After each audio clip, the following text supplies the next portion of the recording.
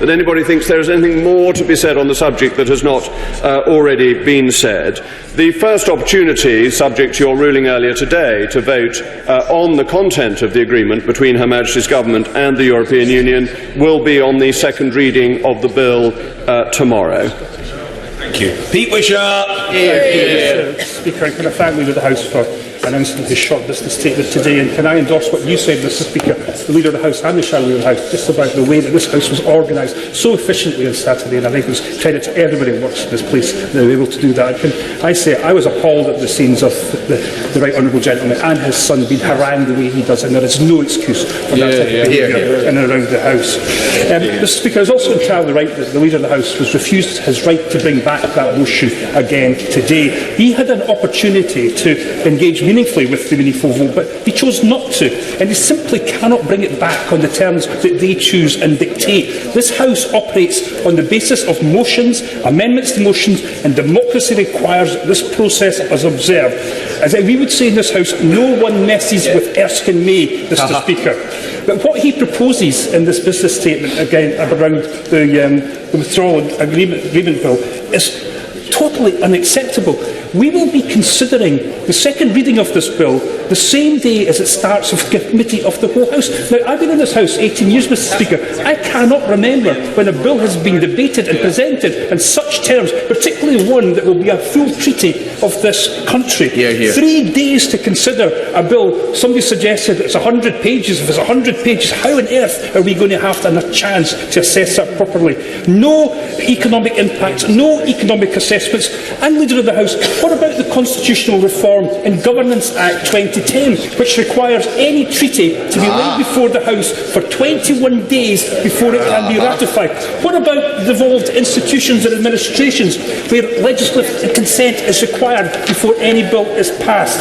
Mr Speaker, the arrangements for this bill are simply not good enough, but at least we're seeing a change in government business announced by the conventional means of a business statement.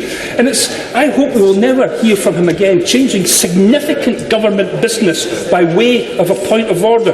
And he talked about when he left the chamber, Mr Speaker. My honourable friend, the member from Glasgow North, was addressing the House at that point as he breezed past him. That is not the way for a Leader of the House to behave.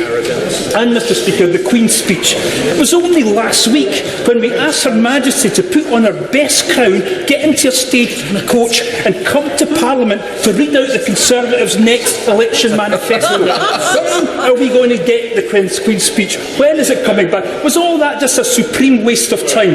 Mr Speaker, the Prime Minister may have died in that ditch as the white flag was raised in their so-called surrender bill, but we will not give up ensuring that this bill gets the proper scrutiny that it requires. Thank you, Mr Speaker. As always, it is a pleasure to listen to the honourable gentleman. There are a number of points that he made there. First of all, I would quibble over whether Her Majesty came wearing her best crown or not.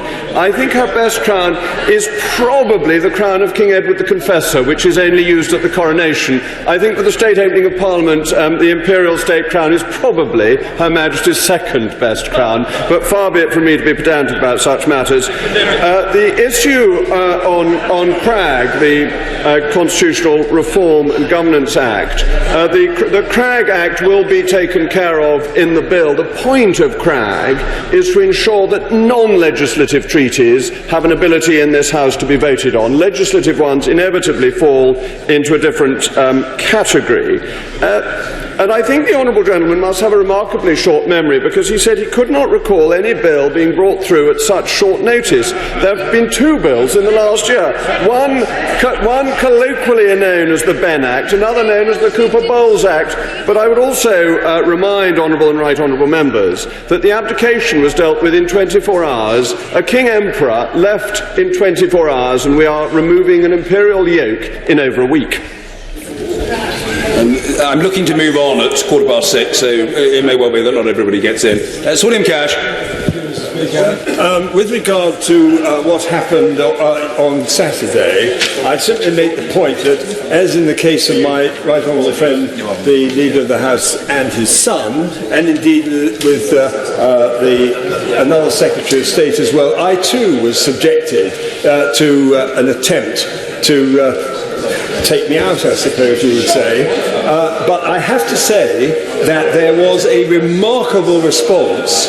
Not that I was the slightest bit phased. Order. I don't wish to be unkind or discourteous to the honourable gentleman, but what I'm looking for is single-sentence questions.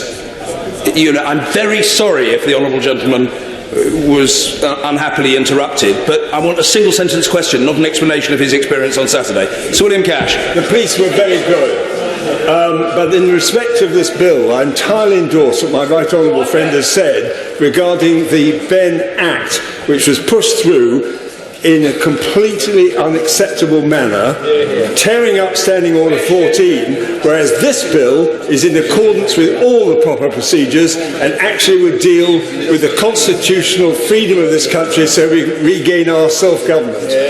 Sorry to say that the honourable gentleman member for Stone has expressed his views with great force, but he's in violation of the convention relating to the business statement in the way that the Leader of the House said was true of the right honourable gentleman member for Leeds Central the other day, as a consequence of which no response to the question is required. Mr Hilary Benn. Thanks, Mr Speaker. Can the Leader of the House confirm that the withdrawal agreement bill that's about to be published will disapply the requirement under the Constitutional Reform and Governance Act that any treaty is laid before the House for 21 days before it can be ratified? Mr Speaker, the honourable gentleman has done exactly the same. Sir John Redwood. What is the deadline for amendments, as we still haven't seen the bill, and to what hour would the government propose we sit on these 3 days? Mr Speaker, a motion is down in my name for later on this day, allowing for amendments to be put in prior to the second reading. If that motion is approved by the House, it will be possible to put them in later on today, by which time the bill will have been approved, and the motion for the programme will be set out tonight before the rise of the House. Mr Ian Grateful, Mr Speaker. Mr Speaker, it would be churlish of me in the current context to be asking for additional time for backbench business. And I was mindful of and very much regret the harassment that the Leader of the House got when he departed from the House on Saturday. But with that in mind, I understand that the government may suggest that over the next 3 days that we might sit until any hour. And if that is the case, I just hope the government would be mindful of the welfare of all members of this House, including backbenchers, as they come to and leave the House on all occasions. Say, by the way, in case the honourable gentleman from Stone thought I was being churlish, which is certainly not my intention, that as far as I'm concerned, and long may it remain so, the honourable gentleman member for Stone is indestructible. He's indestructible, the Leader of the House. Thank you, Mr Speaker. Though I would add that the Attorney-General sitting next to me pointed out that the treatment of my honourable friend, the member for Stone, was particularly unpleasant, and so it is another opportunity to thank the police for their sterling work. And they are very brave in doing this because they are very heavily outnumbered, and so I just add that. May I begin by congratulating the honourable gentleman on being re-elected unanimously. It is a rare thing in this House to be so highly esteemed by honourable and right honourable members that no one dares even enter into the contest. So I congratulate him, and the point he makes is a really serious one, and I hope will be communicated to the Sergeant at Arms so that appropriate measures can be taken. Ian Smith. Thank you, Mr Speaker. May I thank the Leader of the House for confirming what I suspect the rest of the country has long thought, which is that the Queen's speech doesn't really matter to this government, it's a sham, which is why it's now been postponed. But may I ask him, as someone who clearly believes in historic precedent in this case, is he serious that we're going to try and ram through this bill dealing with an international treaty in 3 days, when Lisbon was debated for 11 days, I believe, Maastricht for 23, Treaty of Rome for 22. Is he serious about this? Mr Speaker, the honourable gentleman's appetite for debate is touching. That we have been debating these matters for 3 years. We have had endless debates. We have had endless statements by both this Prime Minister and from his predecessor. We have had endless reports from the Brexit Select Committee. It is hard to think of any matter that has been more carefully looked at, and rather splendidly, not just by this House, but by the country at large, who have engaged with politics. And one of the great virtues of Brexit has been the way it has encouraged our constituents to be interested in our activities. Crispin Blunt. Thank you, Mr Speaker. Having noted the careful crafting of your statement today and your response to my point of order about change of circumstances, could my right honourable friend tell the House when the government thinks there will be a potential case for change of circumstances in order that we can actually get what the country needs, which is a straightforward vote on the withdrawal agreement. Thank you, Mr. Speaker. Earlier you were kind enough to quote what I said on the 18th of March, but not, I fear, in full. Because I went on to make another sentence, which was, dare I say, that there is more joy in heaven over one sinner who repenteth than over the 99 who are not in need of repentance. Because, Mr. Speaker, I, like my right honourable friend, am greatly in favour of continuing to follow precedents and using them as a guide. And they are a guide. And the guide in this case may be what you yourself, Mr. Speaker, said on that day. It depends on the particular circumstances. For example, it depends whether one is facilitating the House and allowing the expression of opinion that might otherwise be denied. And I think this has been a very important guide to the decisions that you have made, both recently and historically in your term as Speaker. So no doubt these things will be in your mind as you deliberate and consider further what my right honourable friend has said. Yes, and in relation to column 778 of Hansard, on the 18th of March of this year, and I don't want to be anything but fully generous to the Leader of the House, there was a further segment, a very delicious and juicy segment in his question to me, and that was, if memory serves me correctly, whether there would be an opportunity for decision via the second reading of the withdrawal bill. And I confirmed in my reply to him that his thinking on that matter was correct. So I completely accept the sinner and the repenteth bit, and it was only in the name of time that I didn't quote that, but I'm quoting another part. So we've now got the full smorgasbord of the intervention of the Right Honourable Gentleman before he became a Right Honourable Gentleman. Mr. Alistair Carmichael. Thank you, Mr. Speaker. The requirement to lay treaties for 21 days before ratification is contained in Section 20 of the Constitutional Reform and Governance Act of 2010. Can the Leader of the House point to me where in Section 20 of that Act the distinction is drawn between treaties that are legislative and non-legislative in their effect? Mr. Speaker, I think the point is extremely obvious, that if Parliament is legislating for something, it is voting on it. Under Cragg, there is no need to have a vote on a treaty that is laid in front of this House. That's correct. Mark Harper.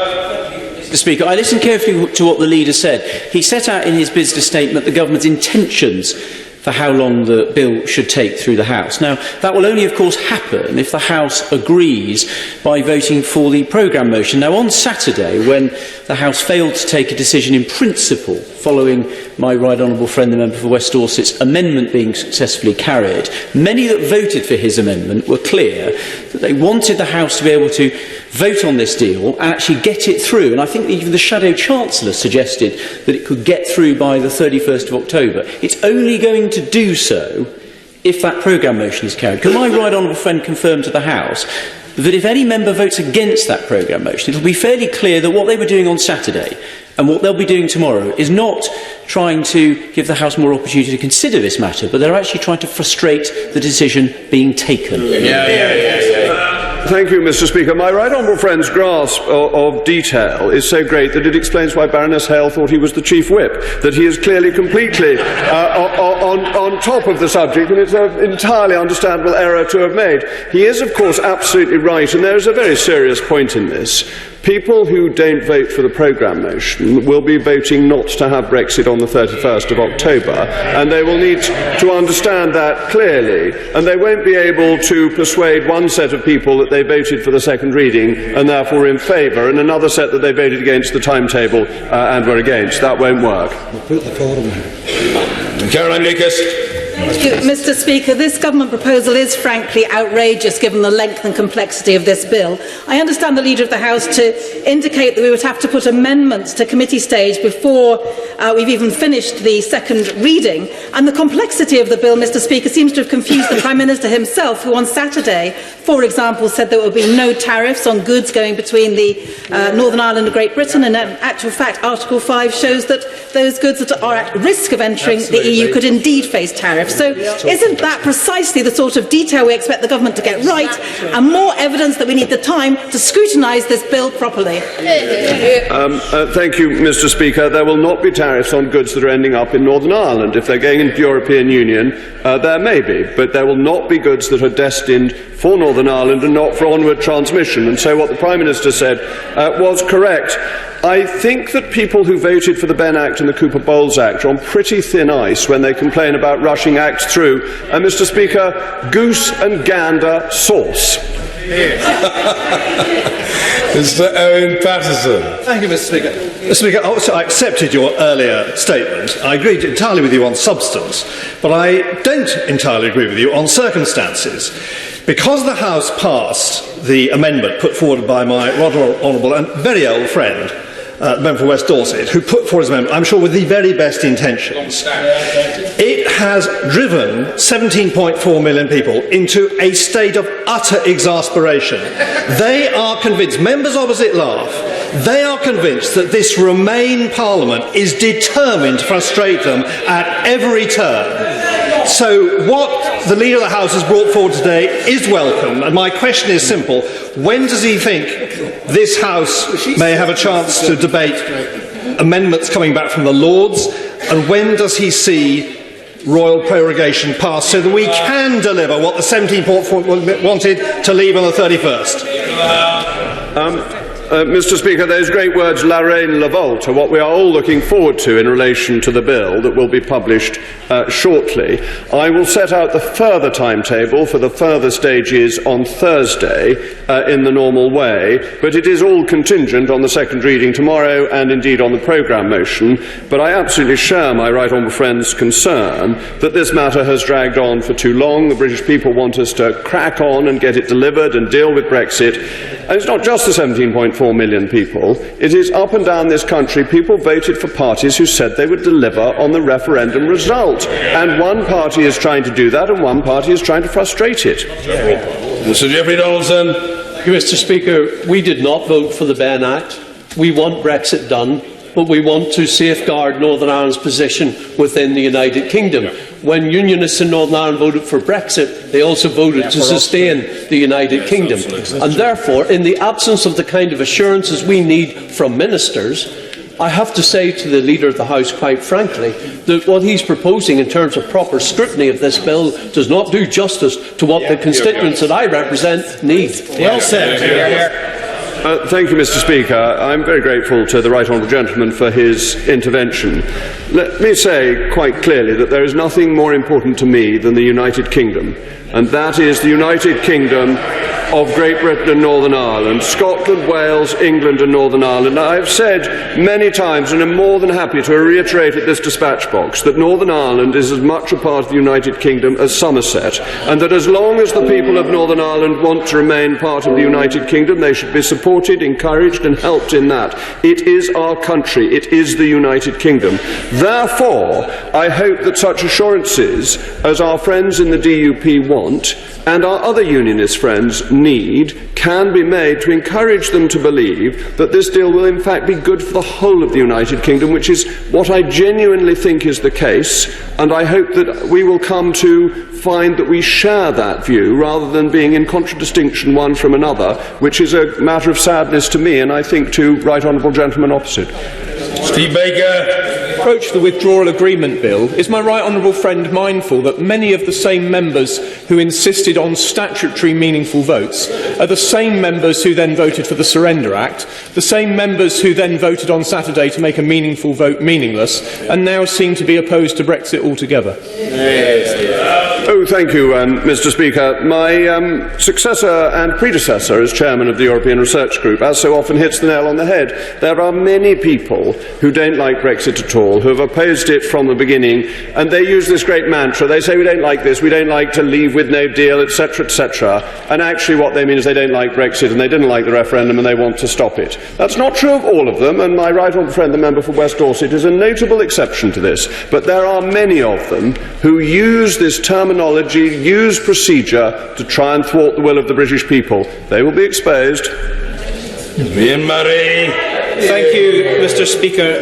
This House is normally afforded adequate time when bills of major constitutional significance land on the floor of this place. The Scotland Act in 2016, which was the biggest transfer of powers from this place to Scotland that had ever happened, was afforded 9 full days on the floor of this main chamber.